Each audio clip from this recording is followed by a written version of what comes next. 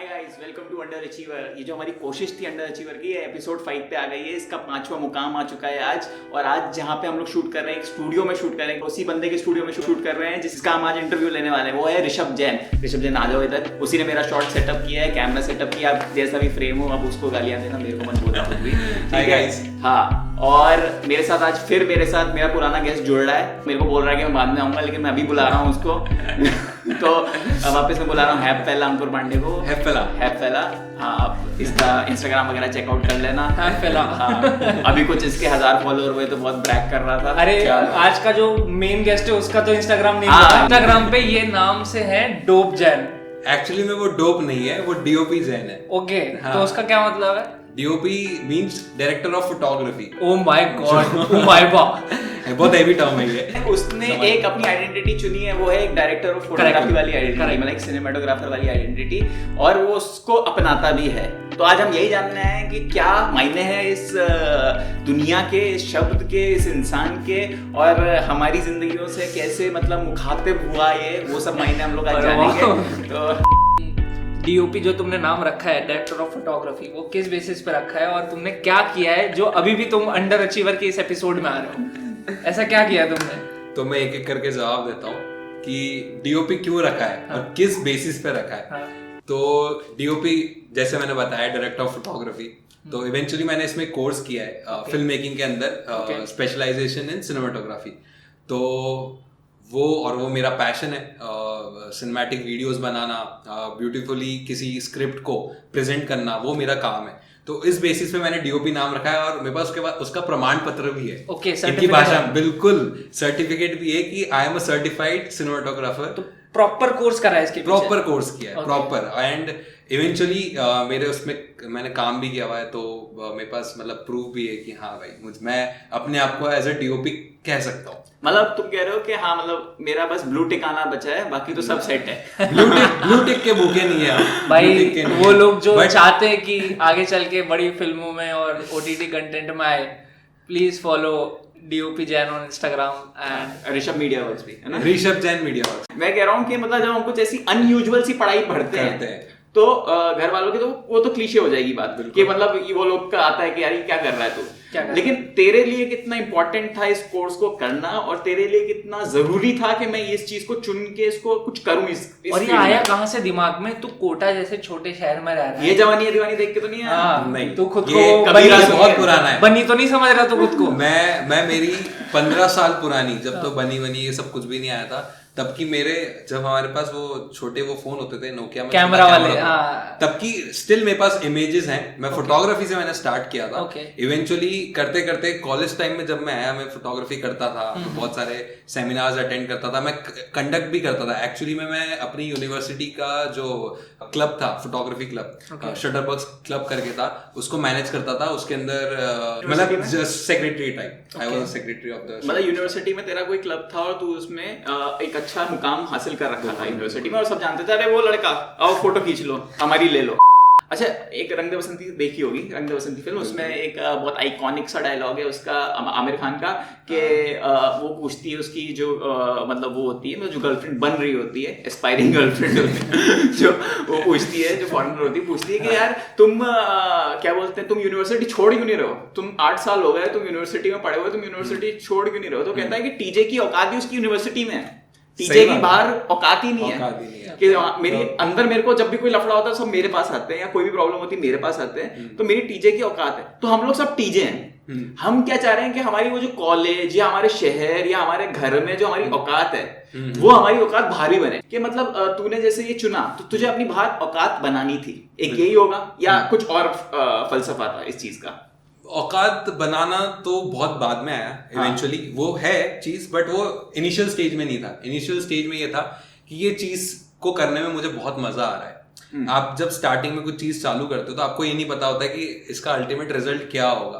तो मेरा यही था यार, मजा आता है काम करने में, और जब तक मुझे मजा आ रहा है मैं करूंगा, चाहे पैसा हो नहीं हो। मेरा सबसे बड़ा स्ट्रगल यही था घर वालों को समझाने का, कि क्योंकि इसमें इनिशियल स्टेजेस में आपको पैसा नहीं मिलता है, बहुत स्ट्रगल करनी पड़ती है। एग्जैक्टली और सबसे पहला फेज यही रहता है कि घर वालों को समझाना बहुत बड़ा फेज। फिर वहां पे फेस किया कि पैसे नहीं मिल रहे हैं या काम नहीं मिल रहा है, ऐसा कुछ फेस किया? पैसे नहीं मिल रहे, मैंने काम भी कर लिया फिर भी पैसे नहीं मिल रहे, वो भी बहुत होता है क्योंकि बॉम्बे जैसी जगह में आपको बहुत बड़े बड़े ख्वाब दिखा देते हैं, आपको बोलते हैं ये काम कर दो भाई, इतना ये हो जाएगा, आपको आगे भी काम मिलेगा, आपसे ये भी करवाएंगे, एक्सपोजर मिलेगा और आपका ये हमारी शॉर्ट फिल्म इस फिल्म फेस्टिवल में जाएगी, उस फिल्म फेस्टिवल में जाएगी, बट इवेंचुअली वो ऐसा कुछ नहीं होता है, उनको काम निकलवाना होता है। इवेंचुअली हम भी मतलब आप वहां जाने के बाद आप भी वैसे ही हो जाओगे अगर आपको सर्वाइव करना है तो ये बात होती है कि आपको बहुत सारी चीजें हैं कि आपको लेट गो भी करनी पड़ती है, आपको स्ट्रगल फेस करना पड़ता है, आपको गम भी खाना पड़ता है, तो वो पार्ट ऑफ लाइफ है वहां जाने। अभी जैसे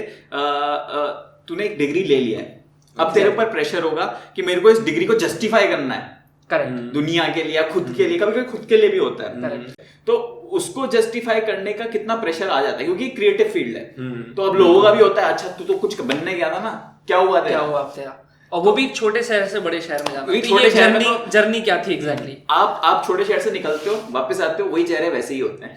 Exactly. मतलब छोटे शहरों में बदलता ही नहीं है, नहीं बदलता, बस सड़क बन जाएगी ज्यादा से ज्यादा, और सड़क क्या टूट जाएगी या सड़क बन जाएगी, इतना फर्क आता है जब आपने मोहल्ले से निकल के वापस आते हो। बाकी चेहरे वो जो 10 साल पहले था वही चेहरा रहता है, ज्यादा से ज्यादा एक बाल उसका सफेद हो जाएगा, तो क्योंकि और प्रेशर दे देती है ये चीजें। क्या एग्जैक्टली क्या थी जर्नी पूरी और अभी क्या सिचुएशन? तो ये स्विच तो हुई फोटोग्राफी से सिनेमाटोग्राफी में, फिर मैंने सर्च किया, बहुत सारे इंस्टीट्यूट थे, मैंने बहुत सारे इंस्टीट्यूट्स के लिए अप्लाई किया था, बड़े कॉलेजेस के लिए, SRFTI हो गया, अपना FTII हो गया, विस्लिंग वुड्स हो गया, इवेंचुअली विस्लिंग वुड्स में हो गया था, बट बाय एनी रीजन मैं गया नहीं क्योंकि मैं खुद भी श्योर नहीं था कि यार मैं इतना इन्वेस्ट करूंगा, और इवेंचुअली कितना फीस था उसका? 22 लाख रुपए 2 साल का। और कोर्स का क्या नाम था? कोर्स का क्या नाम? वो डिप्लोमा ही कोर्स होता है, आपका कोई वो भी नहीं है कि पोस्ट ग्रेजुएट डिग्री है या नाम क्या है कोर्स का नाम? डिप्लोमा इन फिल्म मेकिंग में ही होता है। अच्छा। एंड इवेंचुअली उसके अंदर स्पेशलाइजेशन होता है, तो आप डायरेक्शन ले सकते हो, सिनेमेटोग्राफी ले सकते हो, एडिटिंग, साउंड एडिटिंग, ये सब कोई से भी आप ले सकते हो आपकी चॉइस से।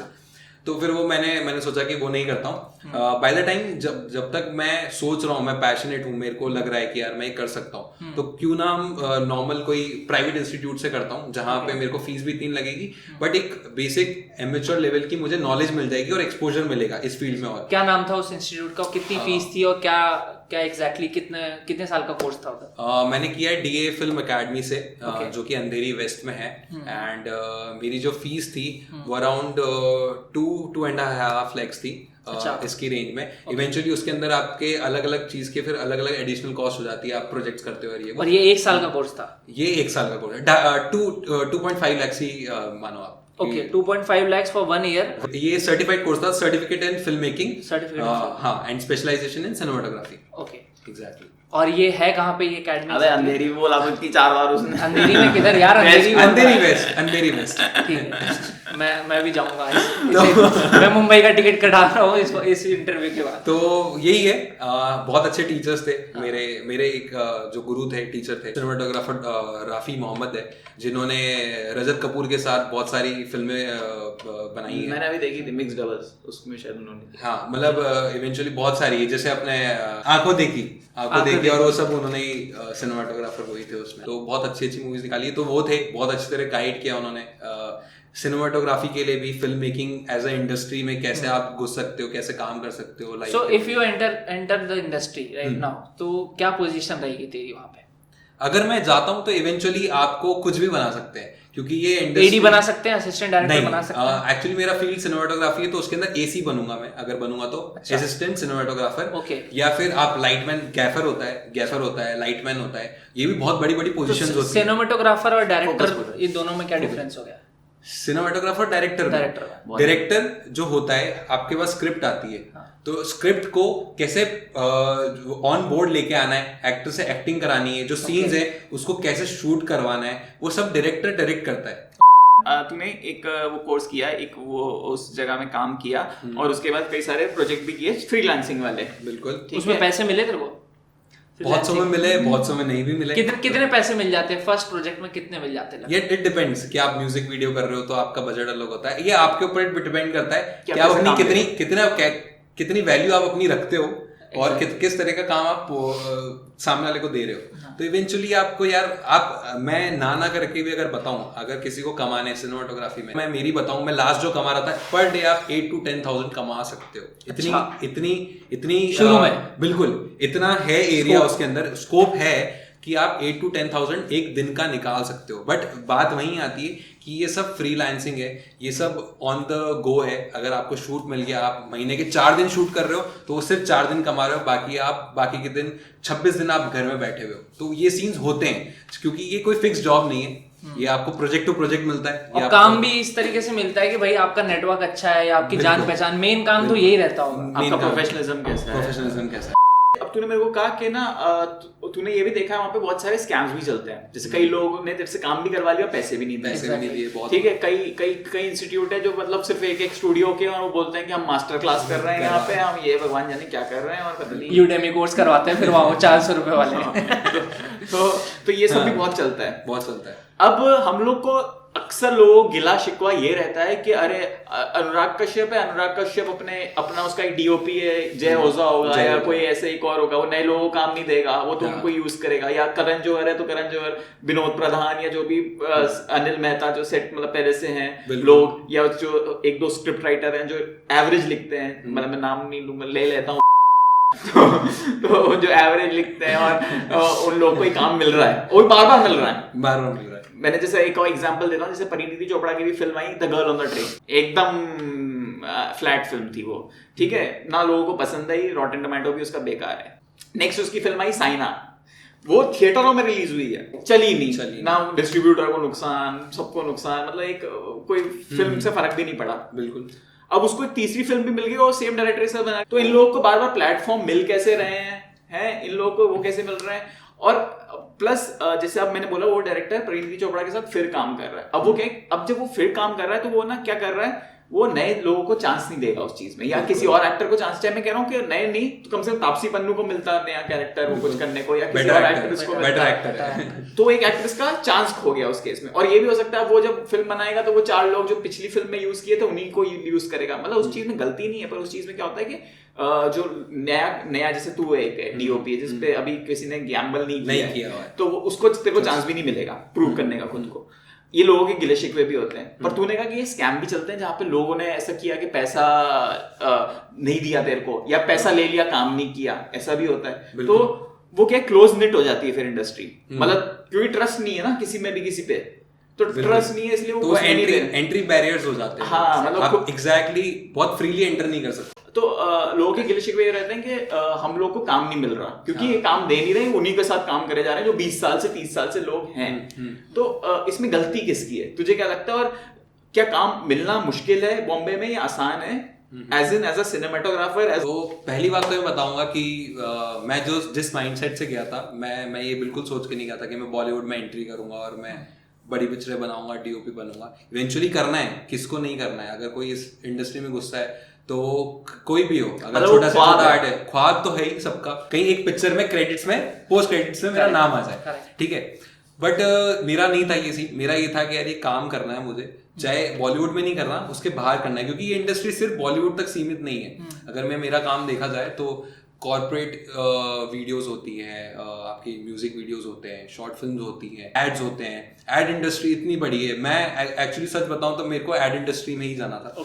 मैं बहुत फैसिनेट होता था एड इंडस्ट्री कैसे ऑपरेट करती है, क्योंकि मैं आप बहुत सारे ऐसे एड्स हैं जिनका एक जो अगर आप बोलोगे ना, एक लो बजट फिल्म का जितना बजट होता है उतना एड फिल्म का एक बजट होता है। अच्छा। और वो उतना कमाते हैं 2 मिनट के एड के लिए। एग्जैक्टली, लोग इतना पैसा लगा देते हैं जितना पूरी मूवी के लिए नहीं लगाते। बहुत फील्ड में जाना, बहुत फैसिनेटिंग इंडस्ट्री, ये भी बहुत बड़ा स्कोप है इसके अंदर। और ये बॉलीवुड से ज्यादा क्रिएटिव अगर फील्ड है वो एड इंडस्ट्री ही है, जहाँ पे आप क्रिएटिव हो सकते हो। आपने इवेंचुअली देखे होंगे कितने क्रिएटिव एड्स आते हैं, डेयरी मिल्क का हो गया, फेविकॉल का हो गया। काम ढूंढना कितना मिलना आसान है? आसान है, मुश्किल नहीं है, काम मिलना आसान है। क्या चीज चाहिए रहती है वो काम ढूंढने के लिए? एग्जैक्टली सोशलाइजेशन, नेटवर्किंग और आपका खुद का स्किल। अच्छा, ये 2 चीजें हैं। आप कितने अपफ्रंट हो, नेटवर्क बना सकते हो। सेकंड चीज, आप कितनी अच्छी स्किल्स है उसको, उस चीज को बखूबी निभाने के लिए। नहीं, आप जो मैं उस चीज पे करेक्ट करना चाहूंगा, अगर इवेंचुअली कोई भी किसी चीज के लिए पैशनेट है, जैसे अगर मैं सिनेमाटोग्राफी को लेके हूँ या आप राइटिंग को लेके हो, तो हम लोग का गोल ये नहीं होना चाहिए कि यार मुझे बॉलीवुड के लिए लिखना है या मुझे बॉलीवुड में काम करना है या हॉलीवुड में काम करना है। वो होना होगा तब हो जाएगा, मुझे काम करना है, वो सबसे बड़ी इंपॉर्टेंट चीज है। मुझे काम मिलना चाहिए। आज भी मुझसे कोई पूछेगा वही मुझे काम दे दो बस, मुझे फर्क नहीं पड़ता कि वो बॉलीवुड से आ रहा है कि वो टॉलीवुड से आ रहा है या नॉर्मल लोकल कहीं की, मेरे को कोई शॉप की वीडियो ही क्यों ना शूट कर। और मैंने ऐसा सुना है यार, वो अंधेरी गोरेगांव और वहाँ पे बड़े बड़े डायरेक्टर एक्टर सिर्फ यही माइंडसेट लेके 6-6 लोगों के साथ 1 BHK रूम में रहते हैं। बिल्कुल